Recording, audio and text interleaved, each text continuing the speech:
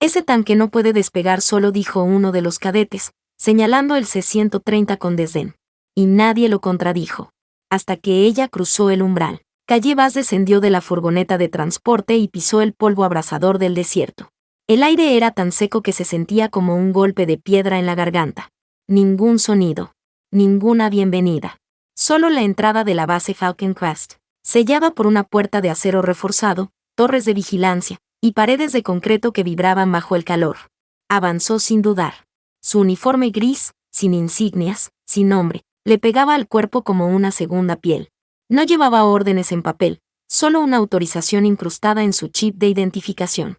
El escáner la aceptó a regañadientes con un pitido apagado. Dentro, todo era orden y arrogancia. Simuladores alineados, personal con trajes de vuelo pulidos, y oficiales que la ignoraban como si fuera parte del mobiliario. Un instructor alto con chaleco de piloto la interceptó con voz seca. Manifiesto civil por ese pasillo. Logística no deambula por los anillos de vuelo. Calle no respondió. No estaba allí para deambular.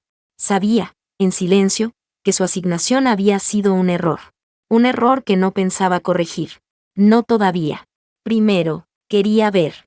Durante el primer briefing de entrenamiento, se quedó de pie al fondo del hangar de operaciones. Las pantallas mostraban maniobras complejas de descenso y recuperación en turbulencias. Ella ya conocía cada módulo, cada algoritmo. Levantó la mano cuando el instructor preguntó sobre el cambio de carga en condiciones asimétricas. No alcanzó a terminar su frase. Risas. Cree que está aquí para dar clases a los pilotos, murmuró uno desde la primera fila. El instructor ni la miró. Siguió como si ella fuera un error del sistema. Más tarde, en el pasillo de simuladores, un grupo de cadetes la bloqueó. En el centro, Thornville, el hijo del coronel, el predilecto, el arrogante, sin decir palabra, volcó el contenido de su botella sobre ella. Líquido azul brillante le empapó el uniforme. Acostúmbrate a limpiar lo que dejan los pilotos de verdad, dijo con una sonrisa torcida. Las pantallas de los móviles se encendieron antes de que ella pudiera alejarse. Esperaban una reacción, un estallido, o un grito. No obtuvieron nada. Calle ni siquiera se limpió. Caminó entre ellos con la mirada al frente. El manchón azul quedó como una marca imborrable. Para ellos, una señal de que no pertenecía allí. Para ella, una armadura. A finales de esa semana, llegó el memo oficial. Acceso denegado a simuladores de vuelo. Asignación permanente a logística y documentación. El castigo por no encajar. Los días siguientes se sucedieron sin palabras. Solo datos. Calle observaba cada simulación desde detrás del vidrio polarizado. Tomaba nota en su cuaderno negro. Patrones de vuelo, errores de compensación, fallos que nadie más veía. Nadie preguntaba qué escribía. Nadie lo notaba. Pero ella sí notaba todo. En el comedor, se sentaba sola. Siempre con la misma comida, el mismo silencio. A veces murmuraban detrás de ella. ¿No es esa la Barbie de logística? Seguro cree que está encubierta para auditar nuestra arrogancia. Ella no se inmutaba. No respondía. Solo escribía. Observaba. Esperaba. Su litera estaba en la sección no asignada. Nadie más dormía allí. Sus sábanas siempre planchadas. Su casillero con un mapa de la base lleno de trazos y rutas marcadas. Cada noche estudiaba los ángulos muertos, los accesos ocultos. Se preparaba, no para pertenecer, para entender. Por las noches, recorría sola los caminos de patrullaje. Pasaba junto al C-130 estacionado en la bahía auxiliar. La mayoría lo ignoraba. Era viejo, anticuado. Pero ella conocía su alma. Lo había volado antes. Conocía cada vibración, cada válvula defectuosa, cada equilibrio delicado que podía salvar o perder una misión. Nunca se lo dijo a nadie. Nadie lo preguntó. En cada simulación, ella veía cómo los errores pasaban desapercibidos. Instructores que predicaban excelencia sin registrar fallos. Cadetes que corregían mal, que olvidaban secuencias críticas. Ella lo anotaba todo. No como prueba, como preparación. Cuando Thornville la cruzó en el túnel de mantenimiento, se burló una vez más. ¿Todavía repartes tornillos? Gracias por mantener mis alas limpias. Ella no lo miró. No lo escuchó. El cuaderno crecía. Ya no solo contenía números. Era una estrategia. Una verdad silenciosa. Un archivo de todo lo que Falcon Crest creía que sabía y en lo que realmente fallaba. Y Calle, la mujer sin rango, sin insignias, sin voz. Ya tenía claro lo que debía hacer. Solo faltaba el momento. Y el momento estaba a punto de llegar. La alarma no sonó. Golpeó. Un pulso grave, como un latido metálico retumbando en las entrañas de la base. En segundos, el murmullo de rutina se convirtió en estruendo. Luces rojas parpadeaban. Gritos. Pasos acelerados. El desierto rugía afuera, una tormenta acercándose con furia. Pero eso no era lo que activó la emergencia. 2 tanques M1 Abrams ya estaban asegurados en la bodega del C-130. Su peso sujetado por arneses de acero y amortiguadores industriales. Todo preparado para un despliegue urgente al sur. Las fuerzas aliadas estaban siendo acorraladas. Y el reloj corría, menos de una hora antes de que la ventana satelital se cerrara y el corredor de vuelo desapareciera entre calor y hostiles. La tensión era palpable. Control de operaciones mantenía la calma con esfuerzo. Hasta que colapsaron. 2 pilotos veteranos, designados para la misión, cayeron con espasmos y habla arrastrada. Primero uno. Luego el otro. Médicos corrieron. Estirillas. Pánico. Radiación. Un detector mal calibrado en la zona de mantenimiento los había expuesto. No mortal, pero sí suficiente para dejarlos fuera. Tenemos 42 minutos, gritó el jefe de logística. 42. ¿Y los suplentes? Están en tránsito desde alto comando. Llegarán en horas. ¿Instructores? Ninguno autorizado para carga pesada con tormenta cruzada. El viento ya golpeaba las antenas. Los radares chispeaban con interferencias. Un oficial revisó la tabla de emergencia y palideció. No hay nadie más certificado para despegue manual con torque bajo clima activo. Rayel llamó el comandante, girando hacia los cadetes. Son Rayel se cuadró con arrogancia mal disimulada. Con respeto, señor. He volado 13 horas en simulador con carga limpia. Pero 2 Abrams, eso es un suicidio. Silencio. Nadie ofreció otra opción. Todos sabían lo que eso significaba. Ninguno de ellos era capaz. Las luces de emergencia pintaban rostros con parpadeos rojos. Un contenedor de agua volcó sobre la consola. Gritos. Mecánicos tratando de estabilizar la rampa. El caos creciendo. Calle ya estaba ahí. Nadie la había llamado. No estaba en la lista. Pero cuando sonó la primera alarma, ya estaba junto al rack de herramientas. De pie. Brazos cruzados. Observando la pantalla principal. Flujos de combustible. Balance de carga. Desviación de cola. Ella lo leía como un idioma natal. Pero no se movió. Aún no. Si ese vuelo no sale, gritó el comandante, perdemos esa unidad de blindados. No es teoría. Es gente. Un técnico golpeó la mesa con un manual. Ni siquiera tenemos override terrestre listo. Tomaría 20 minutos desmontar los tanques. Y para entonces ya será demasiado tarde, gruñó otro oficial. Los minutos caían como plomo. Los cadetes intercambiaban miradas que ocultaban miedo tras el ego. Rayel tragaba saliva, sin moverse. Los sistemas seguían reportando fallo. Nadie daba un paso al frente. Un murmullo rasgó el aire. No queda nadie más. Entonces, en medio del desastre, surgieron 5 palabras. Sencillas. Imposibles. Yo puedo pilotarlo.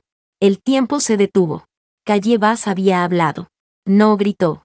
No alzó la mano. Solo repitió, sin emoción. Yo puedo pilotarlo. Primero vino la risa. ¿Sabes siquiera qué lado despega? Se burló uno. Vas a pilotarlo con una mopa, rió otro. Calle no reaccionó. Solo habló de nuevo. Voz firme. Casi indiferente. Tienen un fallo en el sello trasero 19 Delta. Si cede en vuelo, perderán estabilidad a más de 200 nudos. Los tanques deben ir cruzados. Compensación manual durante el ascenso. Ya están 2 puntos fuera del arco seguro. Un técnico se abalanzó sobre la consola, tipeó frenéticamente. Es correcto, dijo. Pálido. Todo lo que dijo es exacto. El comandante se giró, incrédulo. ¿Quién demonios eres? Calle Vaz.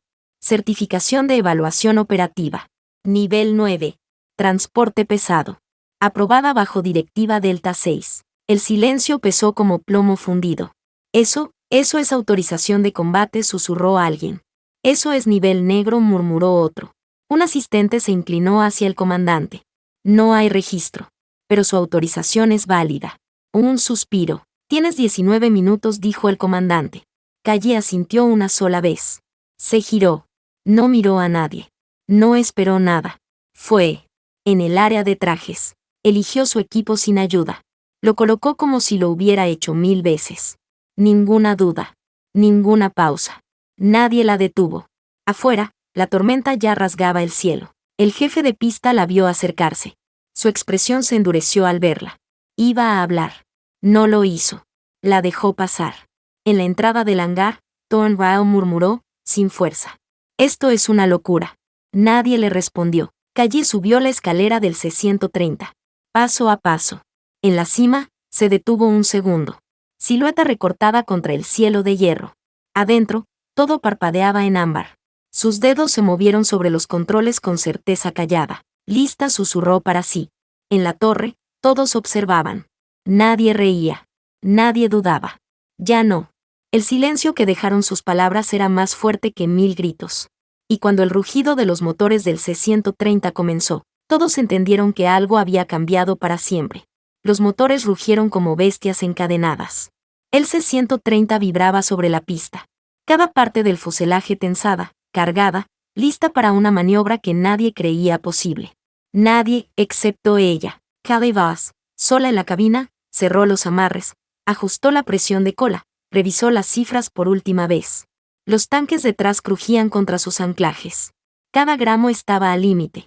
Control de torre la llamó. Estado del vuelo. Carga asegurada. ETA 32 minutos. Una piloto a bordo. No hubo más palabras. Solo una aceptación seca. Los reflectores cortaban el polvo en conos de luz aguda.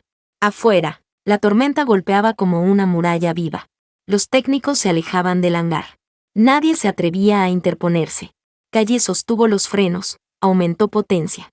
El suelo temblaba bajo su asiento. Y entonces soltó. El C-130 se lanzó hacia adelante. Rugió sobre la pista con el peso de 2 tanques y el alma de una sola voluntad. Vientos cruzados la empujaron con violencia.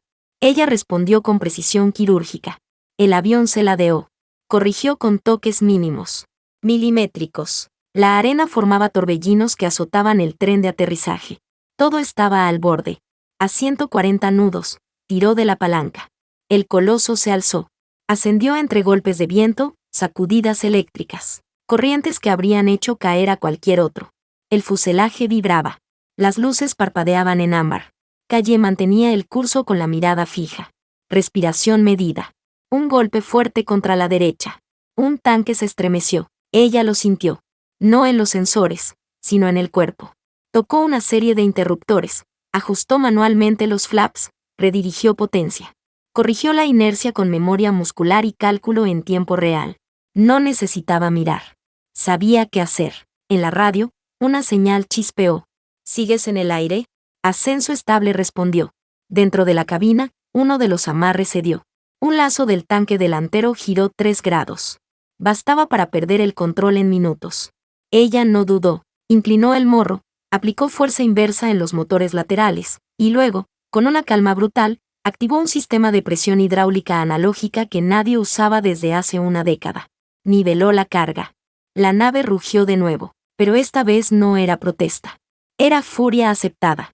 Superación. Calle mantuvo altitud. Alcanzó los 9.000 pies. Visibilidad recuperada. El cielo era suyo. Durante 32 minutos, voló sola. Ningún otro aparato. Ninguna guía. Solo el zumbido de sistemas, el siseo de viento, y su propio pulso marcando el ritmo. La pista de aterrizaje emergió como una línea de luz bajo las nubes. Zona de guerra. Sin torre, sin baliza. Solo lámparas químicas y la oscuridad soplando en ráfagas. Descendió. Sin aviso. Sin miedo.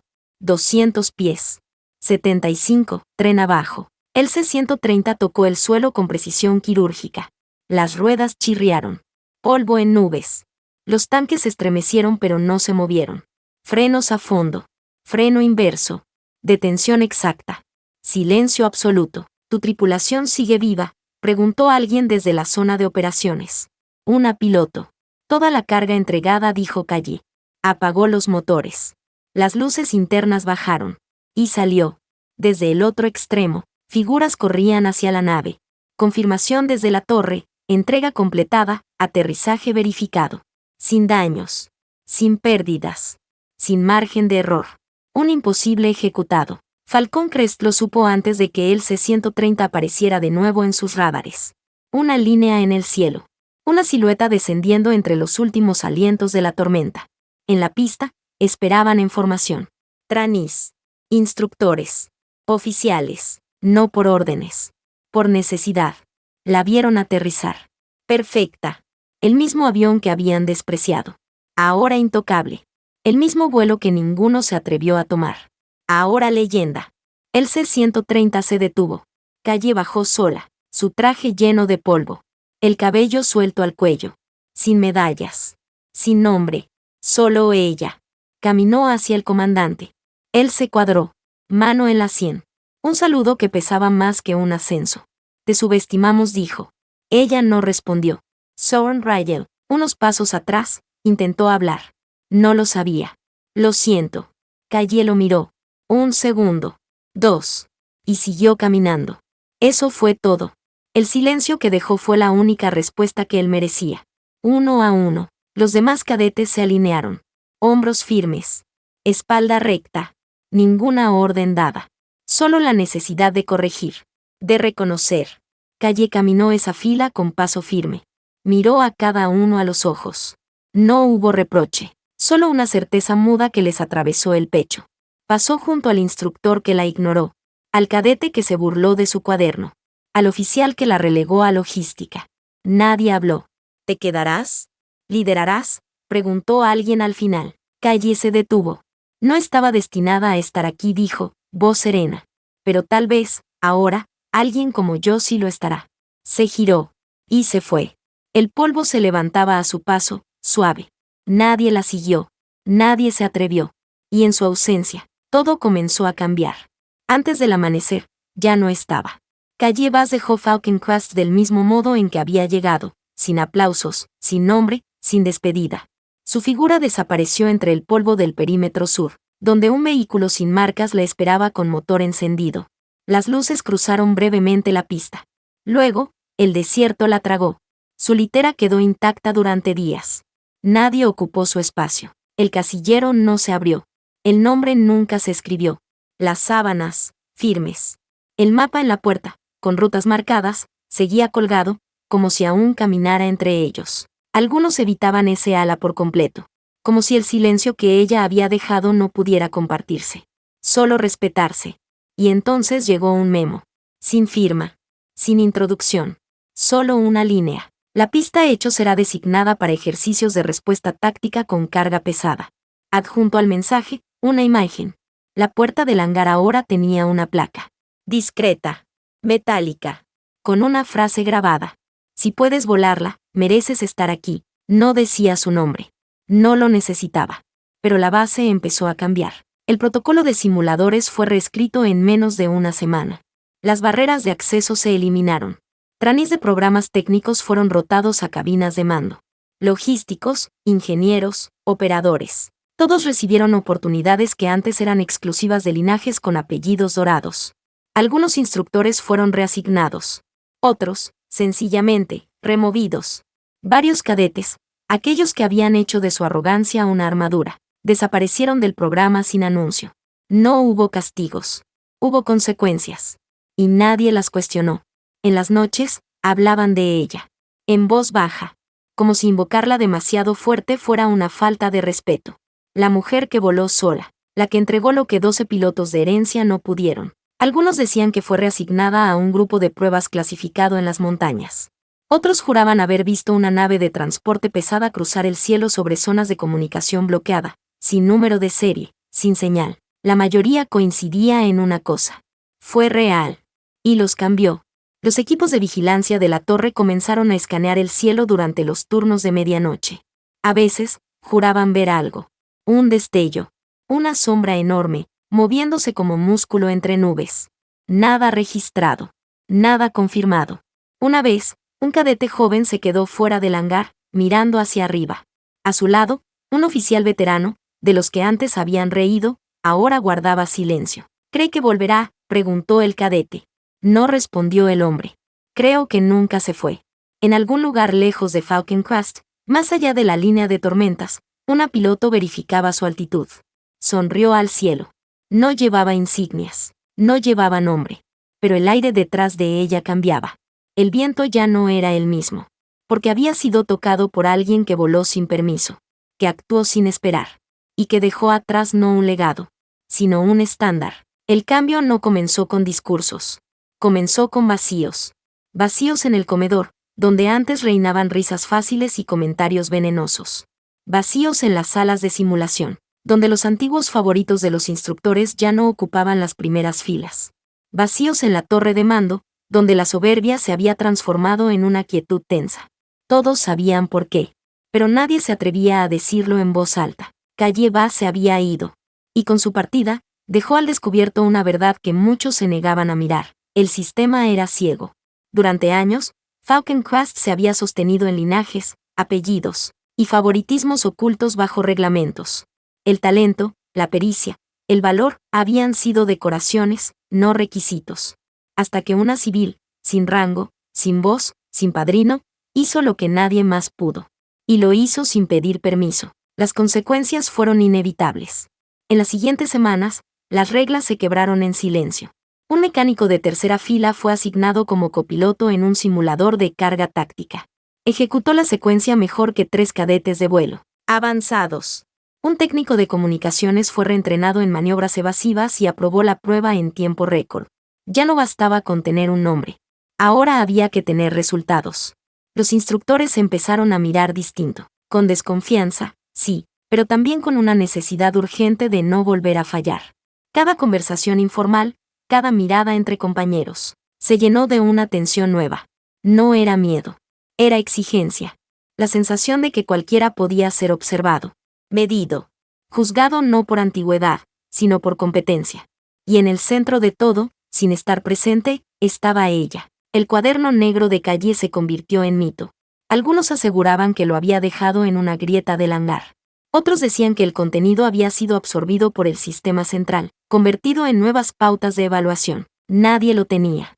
Pero todos hablaban de él. Incluso quienes antes la ignoraban ahora memorizaban procedimientos logísticos con precisión quirúrgica. Las bromas desaparecieron. Las frases arrogantes murieron antes de nacer. Había llegado otra era. Una noche, durante una tormenta más suave, el comandante de la base se quedó solo en el centro de control.